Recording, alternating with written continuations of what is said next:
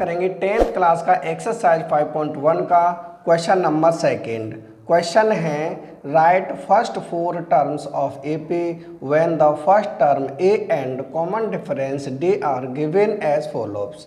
यानी कि हमें फर्स्ट टर्म ए और कॉमन डिफरेंस डी दी हुई है, तो हमें एपी की फर्स्ट फोर टर्म्स फाइंड करनी है। तो इस क्वेश्चन में 5th पार्ट्स हैं, सभी पार्ट्स हम इसी वीडियो में सॉल्व करेंगे। सबसे पहले है इसका फर्स्ट पार्ट। फर्स्ट पार्ट में a इक्वल टू 10 है और d इक्वल टू भी 10 है, यानी दोनों की वैल्यू 10 है। तो हम निकालेंगे फर्स्ट टर्म। फर्स्ट टर्म हो जाएगी a इक्वल टू 10 हो जाएगी सीधी। सेकेंड टर्म होगी यानी a2 होगी a प्लस डी, यानी a की वैल्यू है हमारे पास 10 और d की वैल्यू भी है 10। दोनों को हम ऐड करेंगे, ये हो जाएगा 20, यानी सेकेंड टर्म हो जाएगी 20। अब निकालें हम थर्ड टर्म, यानी कि a3 होता है a प्लस 2d। a की वैल्यू है हमारे पास 10 प्लस 2, d की वैल्यू है 10। तो ये हो जाएगा 10 प्लस 2 10 जा 20। 10 प्लस 20 को ऐड करेंगे, ये हो जाएगा 30, यानी थर्ड टर्म आ जाएगी 30। अब हम निकालेंगे फोर टर्म, यानी कि a4 होता है a प्लस 3d, यानी a की वैल्यू है हमारे पास 10 प्लस 3 मल्टीप्लाई है d की वैल्यू भी है 10, यानी ये हो जाएगा 10 प्लस 3 10 जा 30। 10 प्लस 30 को ऐड करेंगे, ये हो जाएगा 40, यानी हमें फोर टर्म्स फाइंड करनी है। तो AP हो जाएगी फर्स्ट टर्म हो जाएगी 10 और सेकंड टर्म हो जाएगी 20 और थर्ड टर्म हो जाएगी 30 और फोर्थ टर्म हो जाएगी 40। ये हो जाएंगी AP की फर्स्ट फोर टर्म्स, यानी ये हो जाएगा फर्स्ट पार्ट का आंसर। अब हम करेंगे सेकंड पार्ट। सेकंड पार्ट में a इक्वल टू है -2 और d इक्वल टू है 0, यानी इसकी फर्स्ट टर्म हो जाएगी सीधी a इक्वल टू -2, ये हो जाएगी फर्स्ट टर्म। और सेकंड टर्म होती है a2, यानी कि a प्लस d। अब a की वैल्यू है हमारे पास -2 प्लस d की वैल्यू है 0। -2 प्लस 0 को हम ऐड करेंगे तो आएगा -2, ये हो जाएगी सेकंड टर्म। अब हम निकालेंगे इसकी थर्ड टर्म, यानी कि a3 होगा a प्लस 2d। a की वैल्यू है हमारे पास -2 प्लस 2 मल्टीप्लाई d की वैल्यू है 0, यानी कि ये -2 प्लस 0 का मल्टीप्लाई 2 से करेंगे तो ये हो जाएगा 0, यानी कि -2 में अगर 0 ऐड करेंगे तो आ जाएगा -2। तो ये हो जाएगी थर्ड टर्म। अब हम निकालेंगे फोर्थ टर्म्स, यानी कि a4 होता है a प्लस 3d। a की वैल्यू है हमारे पास -2 प्लस 3d, यानी कि 3 मल्टीप्लाई d की वैल्यू है 0, ये भी हो जाएगा -2 प्लस 0 का मल्टीप्लाई 3 से करेंगे तो 0। -2 और 0 को ऐड करेंगे तो ये हो जाएगा -2, यानी कि इसकी फोर्थ टर्म भी हो जाएगी -2, यानी कि इसकी जो AP की फर्स्ट टर्म हो जाएगी -2 और सेकंड टर्म भी हो जाएगी -2, थर्ड टर्म भी हो जाएगी -2 और फोर्थ टर्म भी हो जाएगी -2। ये हो जाएंगी AP की फर्स्ट फोर टर्म्स। ये हो जाएगा हमारा सेकंड पार्ट का आंसर। अब हम करेंगे इसका थर्ड पार्ट। थर्ड पार्ट में a इक्वल टू है 4 और d इक्वल टू है -3। तो जो फर्स्ट टर्म हो जाएगी, यानी a की वैल्यू है 4, तो फर्स्ट टर्म हो जाएगी सीधी 4।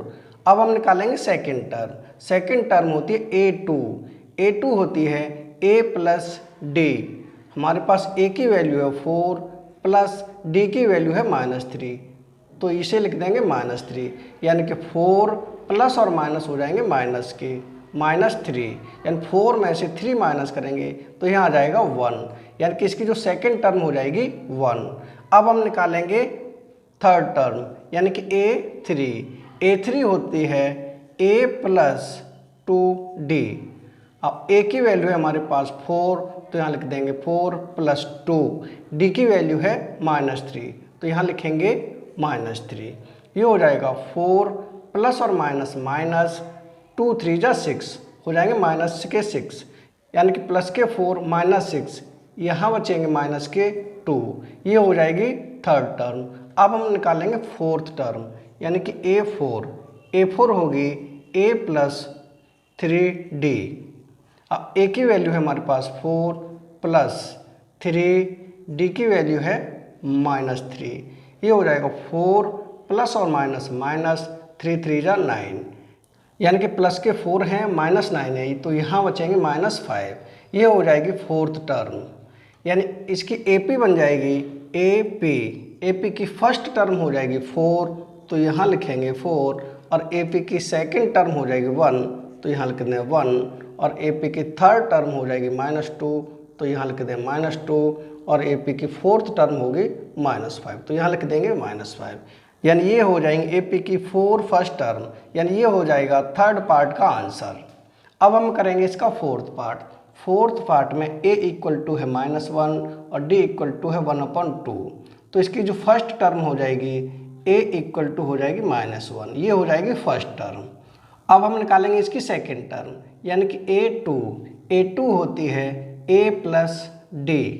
A की वैल्यू है हमारे पास -1 प्लस D की वैल्यू है 1/2, तो इसके नीचे 1 मानेंगे और इसे हम सॉल्व करेंगे, यानी 1 और 2 का लेंगे एलसीएम, तो ये हो जाएगा 2।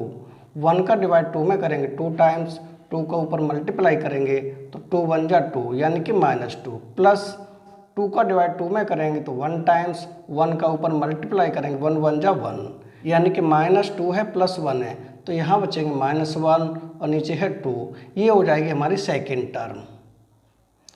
अब निकालेंगे हम थर्ड टर्म, यानी कि A3 होगी A प्लस 2D।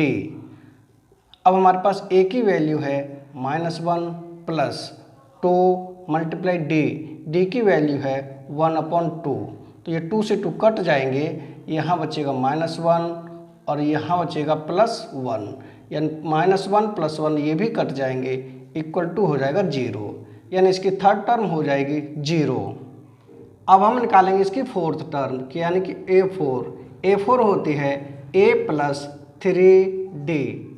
A की वैल्यू है हमारे पास -1 प्लस 3D की वैल्यू है 1/2, तो ये हो जाएगा -1 प्लस 3 1 जा 3/2, इसके नीचे हम 1 मानेंगे, इसे सॉल्व करेंगे, 1 और 2 का एलसीएम लेंगे तो हो जाएगा 2। 1 का डिवाइड 2 में करेंगे तो 2 टाइम्स, 2 का ऊपर मल्टीप्लाई करेंगे, ये हो जाएगा 2 1 जा 2, यानी -2, प्लस 2 का डिवाइड 2 में 1 टाइम्स, 1 का ऊपर मल्टीप्लाई करेंगे, यानी 3 1 जा 3, यानी -2 + 3, यहाँ हो जाएगा 1/2, यानी कि इसकी फोर्थ टर्म आ जाएगी 1/2, यानी इसकी AP की फर्स्ट 4 टर्म्स आ जाएंगी, यानी AP की फर्स्ट 4 टर्म्स होंगी। फर्स्ट टर्म हो जाएगी -1 और सेकेंड टर्म हो जाएगी -1/2 और थर्ड टर्म हो जाएगी 0 और फोर्थ टर्म हो जाएगी 1/2, तो यहाँ लिख देंगे 1/2, ये हो जाएंगे इसकी फर्स्ट फोर्थ टर्म, ये हो जाएगा हमारा फोर्थ पार्ट का आंसर। अब हम करेंगे इसका फिफ्थ पार्ट, जो कि इस क्वेश्चन का लास्ट भाग है। A इक्वल टू दिया हुआ है -1.25 और D इक्वल टू है -0.25, तो इसकी जो फर्स्ट टर्म हो जाएगी A इक्वल टू -1.25, ये हो जाएगी इसकी फर्स्ट टर्म। अब निकालेंगे हम इसकी सेकंड टर्म, तो सेकंड टर्म होगी A2 इक्वल टू होता है A प्लस D। A की वैल्यू है हमारे पास -1.25, तो यहाँ लिखेंगे -1.25 प्लस D की वैल्यू है -0.25, तो इसे ब्रैकेट में लिख लें -0.25, ये हो जाएगा -1.25 प्लस और माइनस माइनस, यानी माइनस हो जाएंगे 0.25, ये भी माइनस दोनों को हम ऐड करेंगे, इन दोनों को ऐड करने पे आएगा -1.50, ये हो जाएगी सेकेंड टर्म। अब हम निकाल लेंगे थर्ड टर्म होगी A3, यानी A प्लस 2D।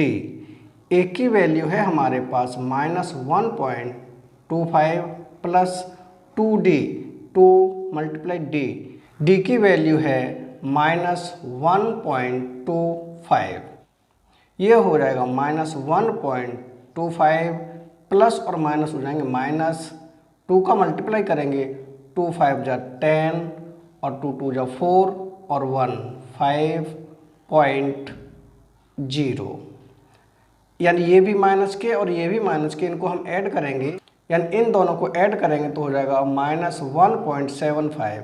ये हो जाएगी थर्ड टर्म। अब हम निकालेंगे इसकी फोर्थ टर्म, यानी कि A4 होती है A + 3D। A की वैल्यू है हमारे पास -1.25 प्लस 3, D की वैल्यू है -0.25। ये हो जाएगा -1.25 माइनस और प्लस होता है माइनस, 3 का मल्टीप्लाई करेंगे 5 से तो 3 5 जा 15, यानी 15 की 5 कैरी 1, 3 2 जा 6, 1 कैरी 7, पॉइंट है तो पॉइंट, और 3 का मल्टीप्लाई 0 से तो 0। अब ये भी माइनस के ये भी माइनस के, इन दोनों को हम ऐड करेंगे, ये हो जाएगी हमारी फोर्थ टर्म।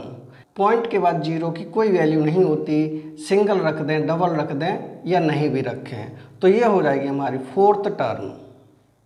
अब हम लिखेंगे इसकी फर्स्ट फोर्थ टर्म, यानी AP की फर्स्ट फोर्थ टर्म AP, इसकी फर्स्ट टर्म हो जाएगी -1.25 और इसकी सेकंड टर्म हो जाएगी -1.50 और इसकी जो थर्ड टर्म हो जाएगी -1.75 और इसकी जो फोर्थ टर्म हो जाएगी -2.0, यानी ये हो जाएगा फिफ्थ पार्ट का आंसर। यानी क्वेश्चन नंबर 2 कंप्लीट हो चुका है। अगर वीडियो पसंद आए तो लाइक जरूर करें। नेक्स्ट वीडियो में फिर मिलेंगे नेक्स्ट क्वेश्चन के साथ। Thank you.